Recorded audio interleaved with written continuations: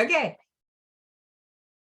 It is another Q&A. Love what you do. Again, as always, it's about owning your leadership and verifying your evidence. And most importantly, walking your talk so that you truly love what you do again, or love it even greater. And today, as we mentioned in our Possibility Monday video, we are talking about assets and biases. So we figured you might need to know what they are first. Some of you have been exposed to the VQ profile. Some of you have not yet. We will make sure that you have that information in posts that we put in the groups later. With that, Haley did a fabulous job of putting some beautiful graphics on the screen, as always. And Richard, why don't you, would you be open to reading the definition of an asset for us? Of course. A perspective with a score of 100% is a cognitive asset. These are perspectives, ways of thinking, from which you have a very high capacity for clarity, wisdom, and good value judgment. Cognitive assets are your good ways of thinking, and there is never a time or circumstance when good thinking is a bad thing. Isn't that exciting? Gotta love our cognitive assets, right? Very, very cool. And what is the visual you think there, before you go into it? Steve, what does that visual look like? You're muted, so you have to be a... Looks like a Hemi. Yeah, Hemi. I love that. Just making sure you saw that. All right, Steve, while you're unmuted, will you read off the biases for us on the next screen?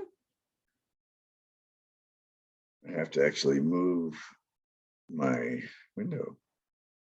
A perspective with a score less than 100% is cognitive bias. These ways of thinking have some form of learned or adopted bias. A cognitive bias is not necessarily all bad. Your biases have at times helped you in life, but they can also create problems. When a cognitive bias undermines your success and happiness, it's considered a cognitive liability. And what's the visual?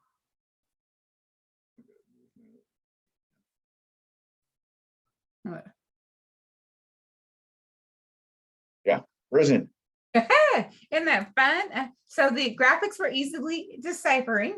Now, when you see that score of less than 100% or score of 100%, when you take the VQ profile, that will give you an assessment measurement, and your assets will have the 100%, and anything from 20% on up to 99%. Anything below 100% will be a bias. Notice a key definition that is mentioned in the definitions, say that a couple times fast, is the concept that it doesn't matter what level of score you're at, it's still bias.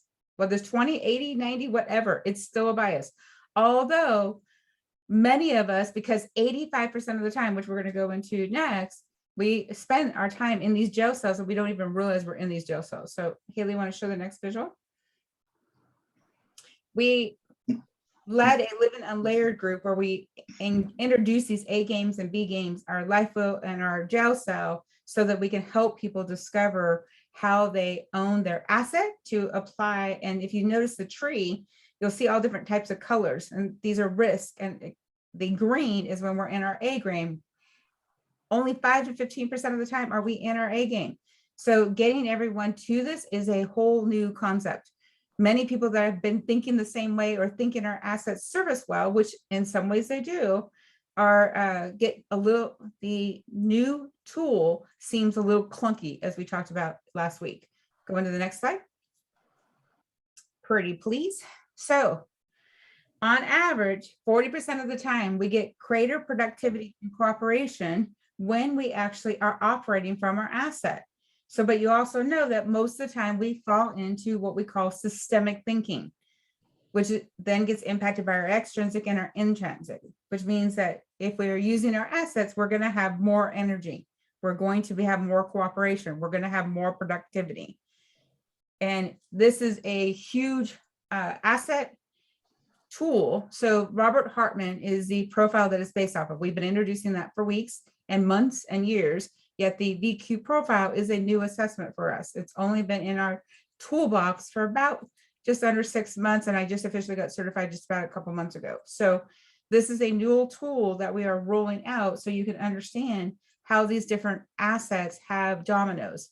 And I loved how Haley put the systemic on the bottom, because that is more often than not in the way that we process and address things. And yet, when we learn how to use that asset, the intrinsic at the top, we actually learn how to value people and our beliefs and our filters at a level that we are operating from our asset. Is there Haley, anything else you want to add to that visual before we keep going forward? You're like, yep, got it. So the next one. This one is a story that I love to tell, and I shared it in the video, and Peter will share the story. I think we've talked about it a couple of times, but I just want to remind you, imagine you're sitting in the boat in the middle of a lake, and one of your oars has broken, and you're working your way back to shore at the other oar. This is the bias. You're still using it. It's still going to work, yet you're eventually going to get there. Yet, if you contemplate an asset, it's going to look more like this. Oops, other way, sorry. See that fun Hemi that Steve talked about? This is what the boat's supposed to look like, with a nice Hemi on the back that you just yank the chain or ask the central question, ask your centering questions that will cause you to move forward and use the asset. So one of the things that we love to say, or let me share my asset first. My number one asset is nurturing others. When I pull the engine cord for nurturing others, it moves me and the people that I serve at a high level forward. Does everybody understand the visual engine that? That all makes sense. I make all that really quickly. So Haley, we go back to the pyramid for just a minute. A quick reminder that even in what we use as well, called the habit finder, these measurements are introduced in the habit finder as well. They are based off the risk factors. So you'll be leaning in an over focus or an under focus on those measurements. Most of you that are in our communities have been exposed to that assessment in some form or fashion over the years. The difference between the VQ profile and the habit finder, and not that all these aren't the actual same measurements. Remember that there's an intrinsic, extrinsic, and systemic measurements to everything. And there is how it's supporting and sabotaging. What the VQ profile does is dig it even deeper and say, how are these, they go into the sub measurements of all of it and see which one rises to the top as your asset. So when you look at the habit finder, you only look at, you get all 36 measurements at once, yet you have an overwhelming visual that you don't even know how to understand. And then you go into the next one, same thing in the VQ, you only get 3 measurements, and when we work with each of our clients with these 3 measurements, we help them learn how to develop the muscle, because going from one oar to a full engine requires some muscle. And the brain is that brain, the Hemi, by the way. Yet how often do we have a tendency, just like a computer, to open one window and rely on that window so often that we forget we have other windows? Did I lose you on that switch? You should see how it looks. So go into the engine visual for the boat, please. So Haley has a beautiful YouTube. If you ask her, she'll send it to you, because she gets a big old kick out of this gentleman that drives this engine. And he's flying so much that his face is literally pulled back from the wind because his engine is going so quickly in this boat. And Lisa sent me a text just recently and says, I know you're running a mile a minute. and this is accurate. Many of us can still be operating at a mile a minute. Doesn't always mean we're operating from the asset. So I want to clarify just 2 last thoughts before we take down the visual. What's the difference between an asset and a bias? Because that's the whole point of today, is assets and biases. Assets are tools in our toolbox, our thought patterns, our habits, that when we're using it from our area of strength, our 100% gift, then we are functioning with our engine and our Hemi in full force. When we're in our bias, then we've got a broken oar. And although it's going to work, and as I get to remind everyone, I get to state things over and over and over again until you hear it. Although they're going to work, and we hear this all the time, well, that served me. And of course it served you, because you've been doing it for 20 plus years. Some of you 10, some of you 5, some of you are a little younger than others. In the same aspect, because we're used to using that bias, we're so used and comfortable in that, we don't realize we've got an even better tool in our asset. Is everybody following that? So we've got one more visual in there, I believe, a couple. I don't think so. Yeah. This is a tool that we use called the B game versus A game. So we work with you on your be more and be less. When you do your introduction report, we will walk you through what this means. So sometimes it's being more confident and less procrastination. Sometimes it's being more focused and less distracted. Whatever that be more or less, we walk you through the trigger questions. And then we walk you through what it would look like using your asset. And then you put your centering questions in there and we walk you through building the muscle in your A and B game. It is a very simple process. It's about the second set of modules into the program, and it is a ridiculously valuable tool that is introduced to the whole axiogenics community. And this is also another tool for helping people build the muscles of using their assets and not their biases. One more slide. Just the end screen. Awesome. Okay. That was a whole lot in a quick amount of time. Everybody follow all that? Any questions on the screen? Stephen, any questions on the slideshow before Haley takes it down?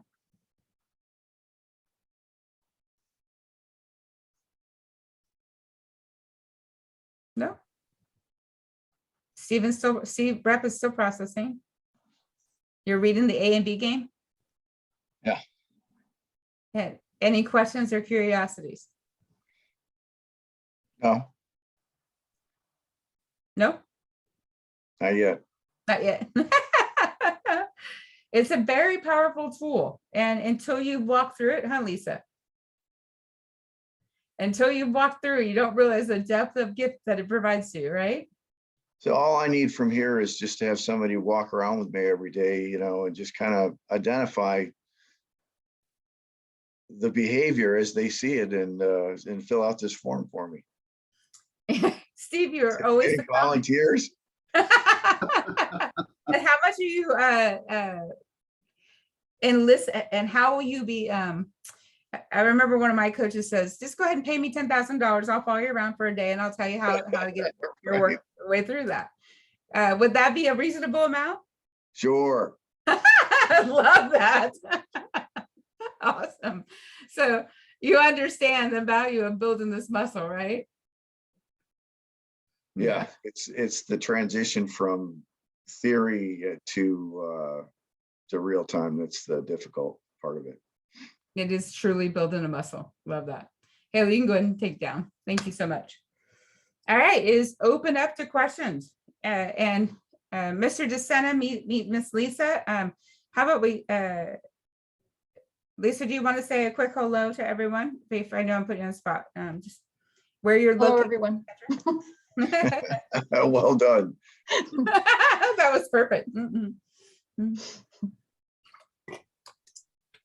No, that's good. You're like, yeah, I'm good. Yeah, I mean, yeah, I'm the newest member to the team, and I'm happy to join you today. We're glad you're here. Miss Lisa is our in process of business development specialist, and she is going to be launched very quickly here. We're in the final stages. Yay, right? She's been getting all of her preparation and process in place. You all know Miss Haley. Lisa is actually here in Texas now. How do you say that Haley loves when you make the comment you do? Newly Texan and empty nestin'.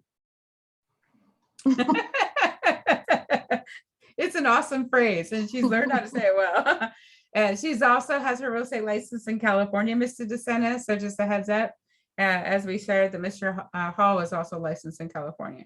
Richard, all right, who's first? Questions, thoughts? It's open forum. That was a lot of material in a very brief time. This is normal, Richard.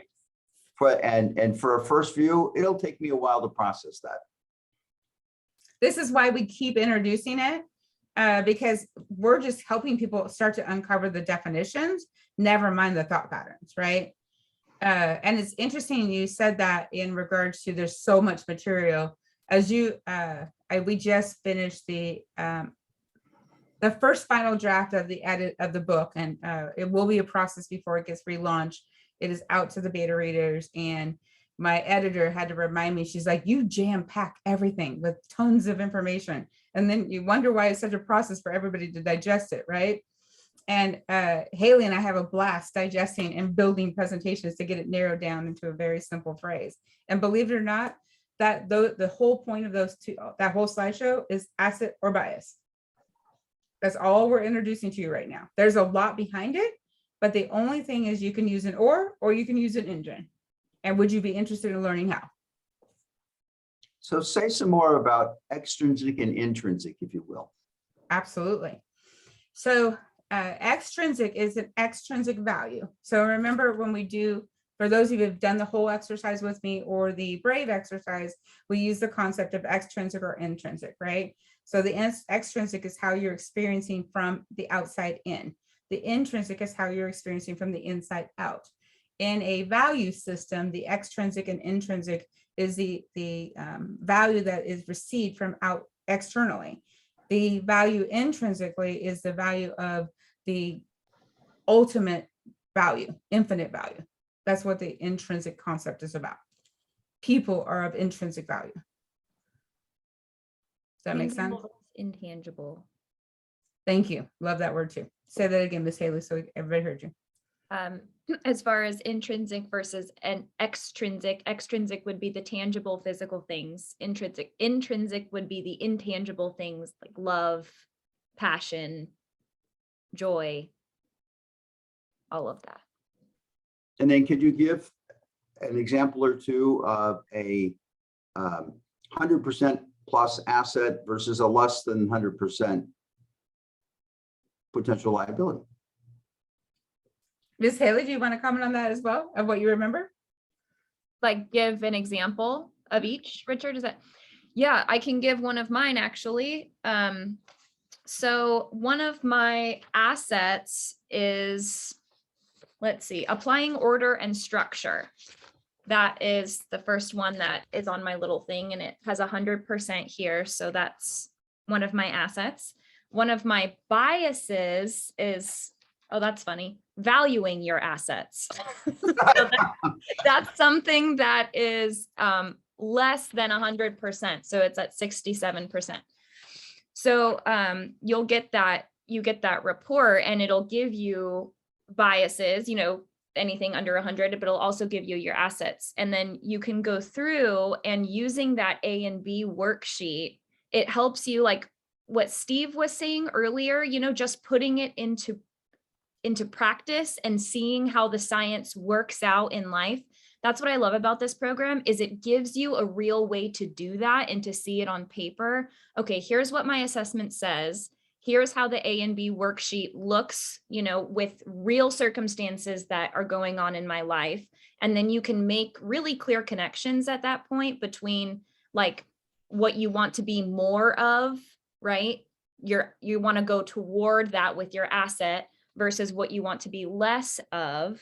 So you want to be aware of your biases so that you can change those actions, or at least be aware of how it's affecting you or moving you away from your purpose or your asset.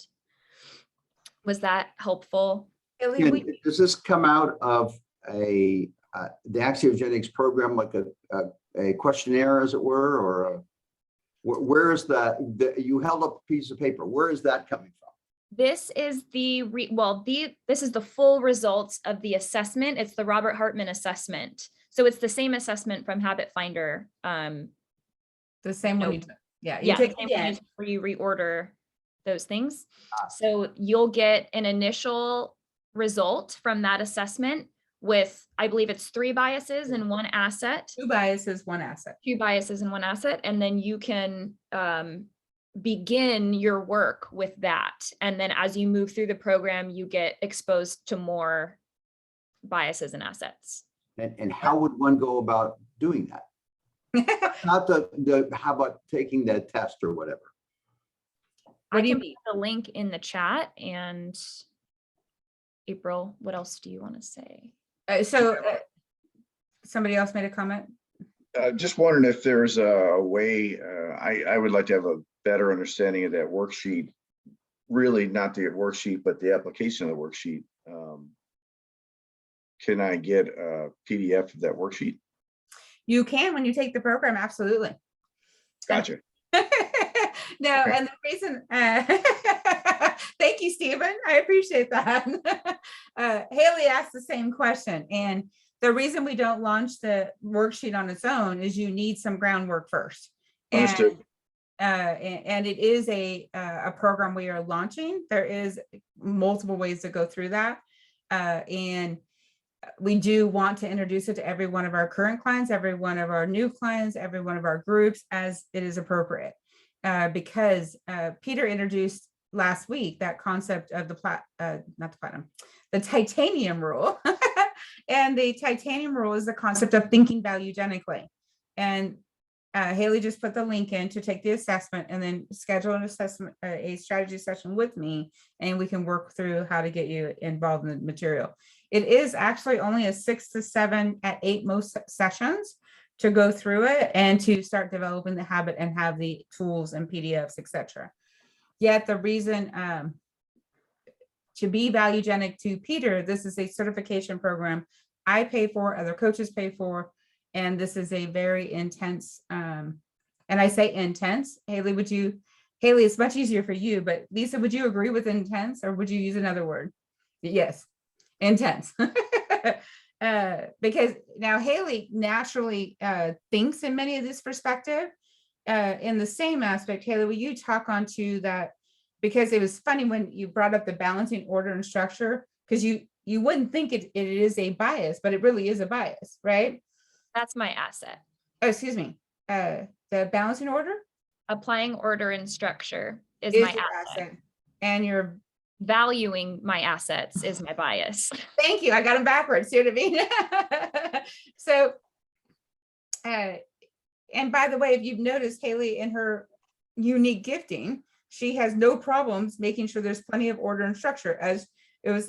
Yet internally, valuing an asset is an intrinsic, right? So our opportunities to understand how we intrinsically value that. Does that make sense? I think using that example, like for me, I'm not comfortable just coming out and saying, this is how I think it should be in every situation. I'm very non-confrontational, and I would much rather allow someone else to take the driver's seat and then me come alongside and be a supportive role. Like if I could skate through life like that, 100% I would. And I guess I could, but it's like the next step up for me in life to realize that it's actually, I mean, not always, but it's more helpful for me to show up with that skill that I do have and say, here, I think that I could, improve something, I can add value. So I step out of my comfort zone sometimes, and I'll speak up when I normally wouldn't, or, I just make myself available, or I sign up for something that needs that skill, because I'm aware that I have it. So that that's how it shows up for me. And then being aware that valuing my asset is something that I'm not very good at. It just kind of reinforces that idea of even if you don't necessarily want to do this, there is hard evidence that this brings value to other people. And so you can set that aside, that self, feeling insecure, that insecurity aside, and just say, no matter what, I'm here to bring value. I'm here to show up and do what I can. I know that I can bring value in this way. So here I am. Here's what I have to offer. So it's on paper, it's better to see that and then just reinforce those ideas that you have already about how you operate in the world. Well, and we're going to, in our next session, we're going to go over one of the scientific definitions, because as you know, our Q&A is not about sales. Our Q&A is about being helpful and adding value.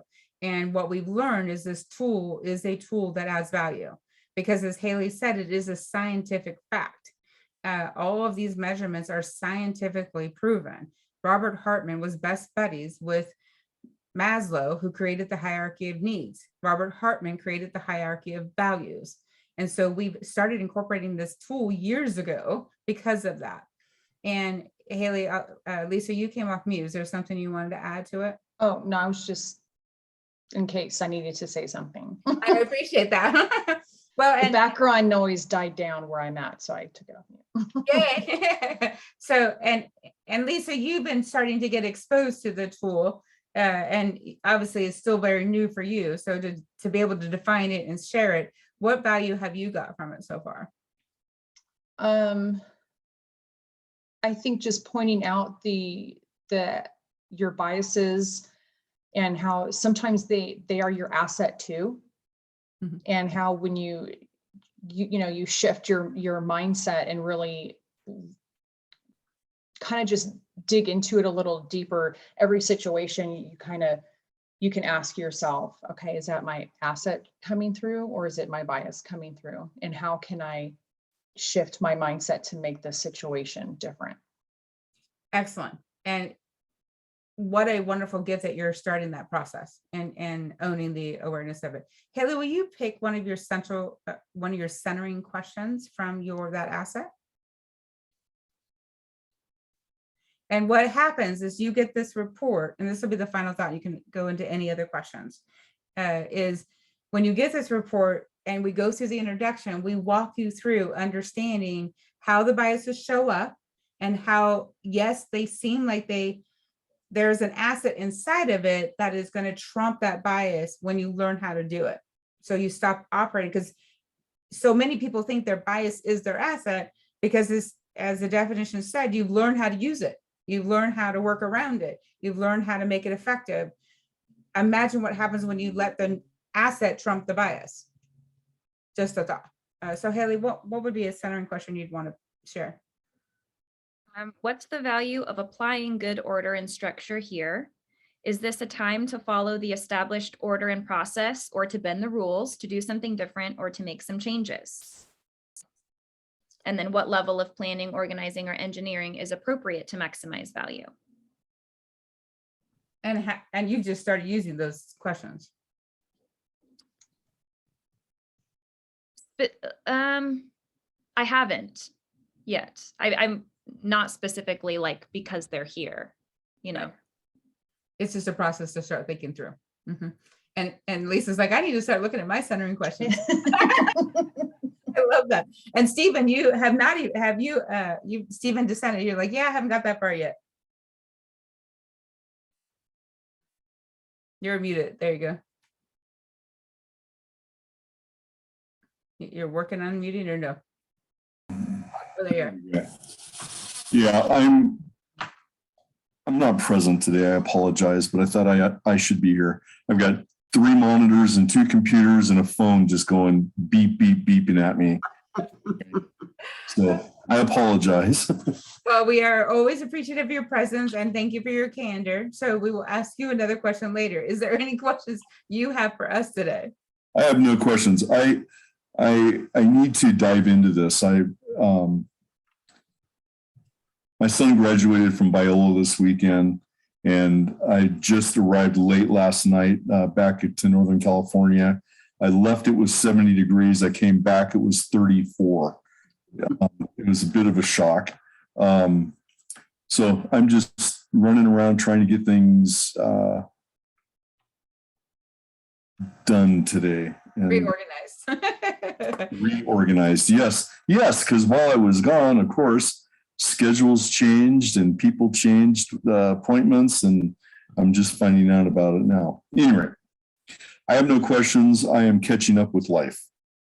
Well, we appreciate your presence. So Mr. Hall or Mr. Rep, is there any other questions for today?